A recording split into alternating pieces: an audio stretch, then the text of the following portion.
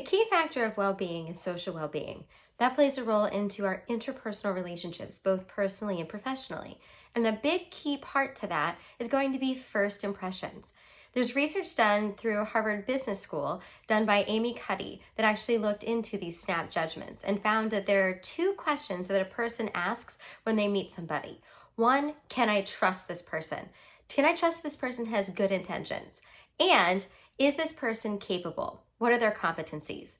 What's interesting though is that many times we try to jump in and put our competencies first. But for many people, what research has found that if we're actually putting that first before building trust, it can actually elicit the opposite response. Many people can be seen as being manipulative or not being able to trust. So it's important to be able to show that trustworthiness piece first.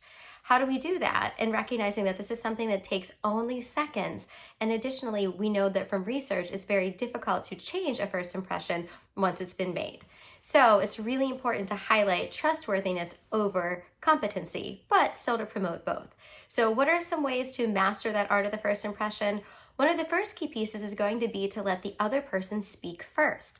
Let them go ahead and begin to share. It can be very difficult sometimes to not want to jump in, but we want people to feel understood, to feel heard. So letting them speak first helps to be able to set that and recognize that when they're doing a lot of sharing, that helps to build that relationship.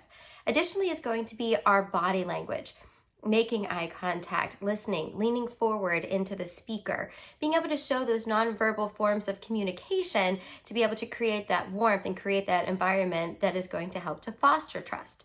We know that through using our body language, letting the person speak first, another key factor is going to be to put our phones away. It's very difficult to be monitoring a conversation and our phone at the same time. And when those text messages come up or we have those notifications on our watch and on other forms of alerts, that's going to be something that's going to take our attention away, and the person is going to feel that we're not actually paying attention or finding that we want to prioritize them or they're important enough for us to pay attention. It's going to be important to make time for small talk. Even though there's much to be accomplished, research shows that even taking a quick 5 minutes at the beginning of a conversation for small talk is going to be able to help to build trust and to build that collegiality and general interpersonal interactions to help to build trust and to improve on first impressions. It's also important to practice active listening.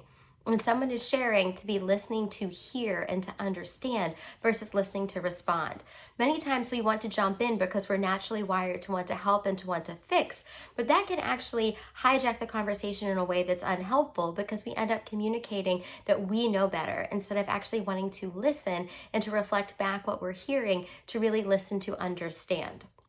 And of course, when there are those opportunities to do your homework, if it is going to be a meeting that has been planned, even a few quick moments reviewing someone's LinkedIn profile or learning a little about their business can show that you value who they are and want to learn more about them. So in general, just remembering that while competency is very important and is one of the two key questions, trustworthiness also will trump that in general. So focusing on those two questions, is somebody going to be able to trust me, and am they going to be able to find me as capable? Be well.